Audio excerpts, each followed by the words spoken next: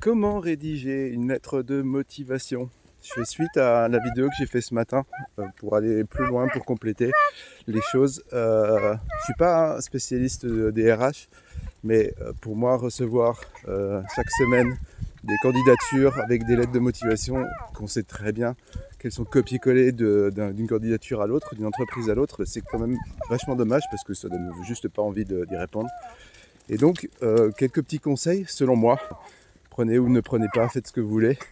Donc la première des choses, comme je vous disais, c'était de personnaliser la lettre de motivation. Malgré ce qu'on a pu me dire en commentaire, hein, pas le temps, machin, tout ce que vous voulez. Si vous n'avez pas le temps, les entreprises, elles n'ont pas le temps non plus de lire des choses et de prendre des candidats en entretien s'il n'y a pas un minimum de considération pour l'entreprise. Donc, ce que je vous conseille, c'est de vous renseigner un peu sur l'entreprise. Ça ne veut pas dire de passer des heures et des heures à peaufiner, à gratter le maximum d'informations, mais elles ont souvent des pages LinkedIn, elles ont un site web. Voilà, il y a plein de choses où vous allez pouvoir récupérer de l'information sur ces entreprises-là. Vous allez pouvoir voir les salons qu'ils font, des choses comme ça.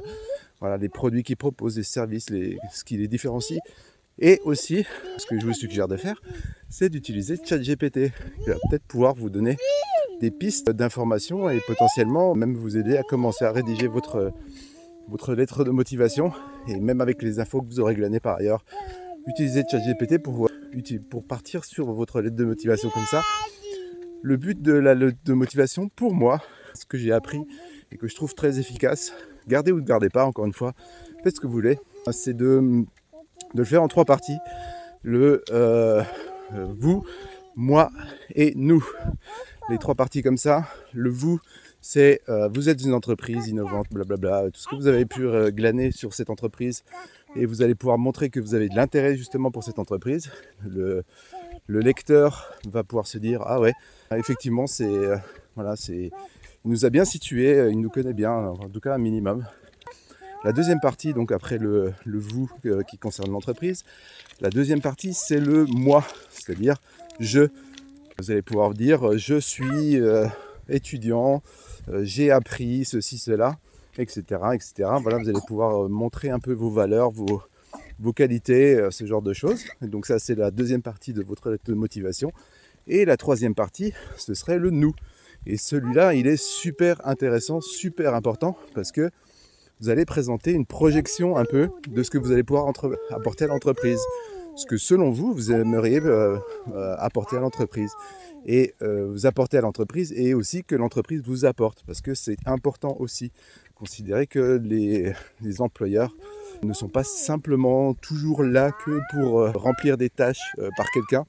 C'est aussi pour un échange avec une personne au sein d'une entreprise. Et donc le nous, c'est grâce à ma motivation, on va pouvoir faire ceci, je vais pouvoir vous apporter ça. Et donc apporter une projection finalement sur ce que vous allez proposer finalement à l'entreprise et ce que vous allez apporter. Voilà, vous tirez des plans sur la comète et vous dites grâce à moi, et l'entreprise va pouvoir aller à cet objectif-là, faire telle ou telle chose, et grâce à l'entreprise, je vais pouvoir atteindre une progression, etc. Et il y a une forme d'aboutissement et on se projette beaucoup mieux grâce à ce format-là. Donc le vous, je et nous. Et donc dans le dernier paragraphe, on lit et on constate que la personne comprend l'entreprise, sait déjà ce qu'elle veut, etc. Et va pouvoir que ce stage, cette alternance ou cet emploi va pouvoir aboutir à des choses très intéressantes qui sont déjà teasées dans votre tête. Et encore une fois, ça ne demande pas forcément des heures et des heures de travail par employeur. Faites quelques recherches, utilisez ChatGPT sur ce format-là. Vous lui dites que c'est un spécialiste des RH et donc il va construire votre lettre de motivation en lui donnant des informations sur vous, sur l'entreprise en question et en lui donnant la trame que je viens de vous présenter. Et vous aurez déjà une bonne partie du travail qui sera faite grâce à ChatGPT et beaucoup grâce à vous évidemment. Et cette trame, un tout petit peu de travail et un peu de ChatGPT, finalement vous allez aboutir à quelque chose qui sera bien plus valorisant pour l'entreprise. L'employeur va pouvoir beaucoup plus prendre en considération votre candidature Et si vous avez un entretien sur 50 candidatures aujourd'hui, eh ben, je pense qu'avec cette méthode-là, avec un peu plus de temps, certes, mais vous aurez beaucoup plus de résultats. Et aussi, vous aurez de bien meilleurs résultats vis-à-vis des entreprises que vous aimez bien. Et ouais, c'est envoyer des candidatures à l'appel, dont à des entreprises que vous aimez bien et que vous aimeriez bien convaincre. C'est dommage parce que vous vous privez probablement de ces opportunités-là, et aussi parce qu'il y a beaucoup d'autres candidats qui vont peut-être faire mieux que vous en termes de lettres de motivation, etc. Donc c'est pas une question de CV, particulièrement si vous êtes stagiaire et alternant. C'est beaucoup plus une question de motivation. On appelle ça une lettre de motivation, c'est pas pour rien. Donc montrez votre motivation. Vous avez les ingrédients, donc là, du ChatGPT, de la méthode en 3 étapes, le vous, moi et nous. Et vous allez pouvoir faire des notes de motivation avec un peu d'habitude bien plus rapidement. Et donc, au bout de quelques minutes, quelques recherches, un peu de ChatGPT, et vous aurez les outils en main pour pouvoir faire vos lettres de motivation rapidement et efficacement. Et vous aurez bien plus d'entretiens, bien plus de chances de décrocher ce qui vous intéresse.